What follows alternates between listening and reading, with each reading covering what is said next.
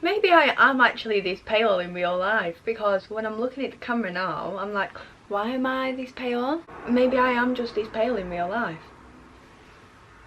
I'm not very happy about that. But anyway, hello everyone, welcome back to my channel. Today I've got like a let's get deep girl talk video. I guess that's what I might as well call it. I just thought we could talk about all girly things. I've done quite a lot of girl talks on my channel. I like them. I like just talking about all girly things.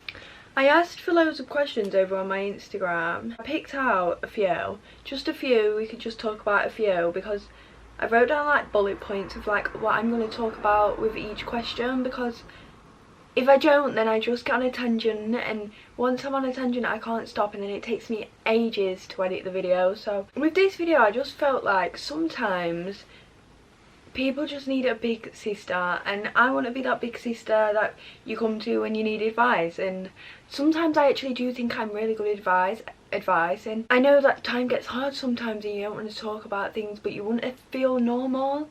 In the sense, you are normal, everything you go through is a normal feeling, but sometimes you do feel alone with what you're going through, and I just want to be that person to show you like you're not alone.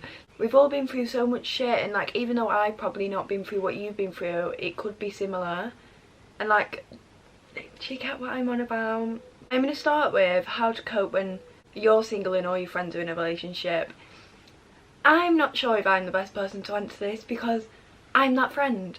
I'm one of them friends that's in the relationship and my friends are single. I love being in a relationship, but I can tell from an outside point of view sometimes it must be sad. When I feel like alone or I feel lonely or something, I've got my boyfriend to go to, and sometimes I might be doing something with my boyfriend and they want to see me.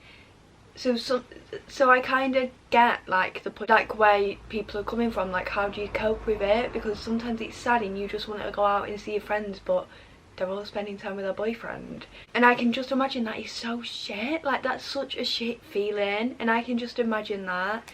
I bet sometimes it is actually sad being single. Like, obviously sometimes people thrive being single, and I love seeing people thrive being single, especially when they've gone through like a shit breakup or had a shit relationship in the past and they're thriving being on their own. It's so nice to see. But sometimes, even when you love your own company, sometimes you do feel lonely and you're just like, I just want to cuddle. Do you know what I mean? You just want to cuddle, and we are all human. That is such a normal feeling. I probably view it that way because I've been with my boyfriend since I was 15. So like, whenever I felt like alone or something, I've always had a person. Like, I'm 19 now, do you know what I mean? Like, that's a long time, so I've always had someone there. Like, obviously I've always got my friends there, but sometimes it's not the same, because sometimes it's not like, sometimes relationships are just so different. Sometimes you want to talk to your friends about something, sometimes you want to talk to your boyfriend about something. And I think what I'm trying to like get across is, I can imagine if I was the single friend, I would, friends in relationships being really happy and think I want that. And I think it's so sad that sometimes people feel like that, and it is actually so sad, because you're obviously not with someone because that's not the right path for you right now. And I do like have trust in the universe. Like, we all go through different stages of life at different times, and we all, like, there's people my age engaged with kids. I'm just with my boyfriend, and like some of my friends are single. Like, we're all at different stages of life. Like, just because we're the same age doesn't mean we're meant to be at the same same stage in life, and because that's not how the world works. There's a plan for everyone, and everyone's plan's different. And I do feel like when you're so caught up in wanting a relationship, you can never find one, because you just go out looking for people and they end up not being what you want. Like, obviously, like, maybe their appearances, but like, personality wise they'll end up not being what you want with a person, and then it won't work. So even when you're sad about it, just know that you're on the right path, and you will find someone. Like, you will find someone. There's someone out there for everyone. I do believe in soulmates and stuff, but then at the same time, do I believe in soulmates? Because I was watching Jane the Virgin, and you know, like, Jane and Michael was meant to be soulmates, and then he died, but then he didn't die, and then he had an amnesia, and they still weren't connected. But if you were soulmates, you would be connected. so I'm not actually sure if I do believe in soulmates, but I feel like me and my boyfriend are soulmates, and I feel like we were meant to find each other. So at the same time I do. It's just so weird, like it's such a weird thing. What do boys text mean? I took this question as like, how do you know if a boy likes you from text, and how do you know if they're a fuckboy? That's how I took it. And again, I've not been with that many boys because like I've been with my boyfriend at 15, but I've had like a few talking stages like before that. But does that count when I was 14? Like, does a talking stage at 14 even count because I was 14?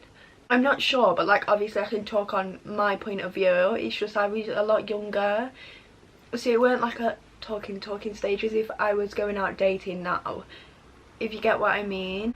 I feel like when a boy likes you, you will know from the beginning. Like, they won't just be texting you like, what you wearing? Like, you know when someone's texting you saying what you wearing, what they want. Do you know what I mean? Like, you know what they're trying to get. But like a nice boy genuinely wants to know, how's your day been? Actually interested in little things. And do you know, little things that make you happy, they pick up on. Like, you just point out a sky that's cute, or a sunset that looks really cute or looks really nice. They will pick up on that. But like a footboy would just be thinking, I don't want to talk about the sky, I don't want to talk about the sunset, I want to be in bed. That's how they think. I think sometimes boys genuinely, sometimes they are good at hiding that they are just wanting to, you know what I mean? Sometimes they are really good at hiding that, and they come across all nice and stuff, get what they want and leave, and it's disgusting. Like, it is actually disgusting. Why are they leading you on to get what, do you know what I mean? Just to say like, oh, I've slept with this person. Like, what are they doing? Like, I can't deal with boys that have got no respect for girls, and vice versa. Like, obviously girls have got to have respect for boys, but I'm talking about like the opposite way round. Like, I don't want to offend anyone, but I'm just talking in the way like boys being disrespectful. I do know girls can be disrespectful, but sometimes I get really worried about what I'm saying, and like I always have to like justify what I'm saying. But why should I? Like, why has the world come to that you have to properly like justify what you're saying? I just feel like trust your gut instinct when it comes to talking stages with boys. Like, if you are a bit worried and bring it up to that person and you still feel worried after a conversation, then I feel like there's not right interests there. And I don't want you all to get hurt, because I don't, like, obviously I don't want anyone to get hurt by a boy. So like, just trust your gut instinct, because it's always right. Do you know, like, times I've been like seeing people or something and I know they're seeing I just have an instinct they are talking to someone else. Always been right, and it's so true. Like, I think girls have like that sixth sense. Like, they just know, and sometimes we do just know. I just realised this background isn't the cutest because I've got a new bedside table, but it's too big. Like, it's too big for this corner, so it's sticking out. And right now I've got like all my camera and my laptop equipment on here, but this actually does light up. This is so off topic. My bedside table lights up. How to tell someone you like them. I feel like some people, when they hear this question, they're going to be thinking, oh, well, you just tell them. Like, it's easy, you just tell them you like them or you fancy them. And that's how I felt. That's what I first thought when I read this question. You just tell them. But then I sat and thought, like, that is actually me. Like, I wouldn't know how to tell someone I liked them. I feel like when you've gone through confidence issues or rejection and stuff in your past, it is so hard to tell someone you like them, because you just, in the back of your mind, you're always so worried, like they've not got the right interest, or they're gonna hurt you, or they're not gonna like you back, and you're always so worried about that it's actually quite nerve-wracking to tell them. So sometimes actually telling someone you like them is actually so difficult. Not even just that, I remember a situation that I was in, and I felt like I was giving so much but getting nothing back. And sometimes situations like that make, when you're moving on, things to be even difficult. And not even just past relationships that have, like, is in like romantic relationships, is in sometimes friendships. They can make you lack confidence in relationships, because I remember when I was a lot younger, I had so many friends and they weren't even friends. They was just, they said they was friends but with a L. And toxic friendships and things, they do make you lack confidence, so you genuinely believe there's no point trying. And it's actually quite sad that sometimes I find it quite sad to admit like I've gone through something like that, but it's so normal. And even though it's not so normal to be treated like that, sometimes it's so normal to be a bit worried. I think that if I had to tell someone I liked them, I'd probably do it over text, even though that's not probably the best way to do it, but I feel like that's the way that I'd do it. Even, or a cute little text like, should we talk about the stage we're on, like I actually do really like you and I just wanted to know if we were on the same wavelength, or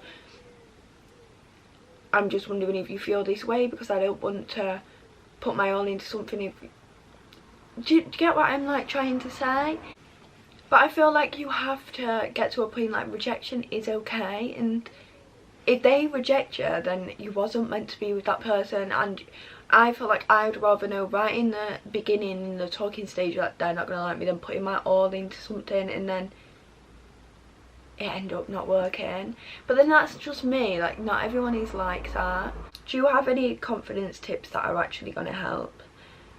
Do you know what, I actually find it so sad we live in a time where people don't have confidence, and it's so sad. And I genuinely do sometimes sit and think like, how sad is it? Like sometimes we're scrolling on social media and comparing ourselves to others, and I do that as well. Like sometimes I sit through and scroll through Instagram or TikTok and I'm like, why don't I look like that? And it's actually so sad. And I read this quote and I wrote it down. It said, comparison is the biggest thief of joy. How true is that? Comparison is the biggest thief of joy.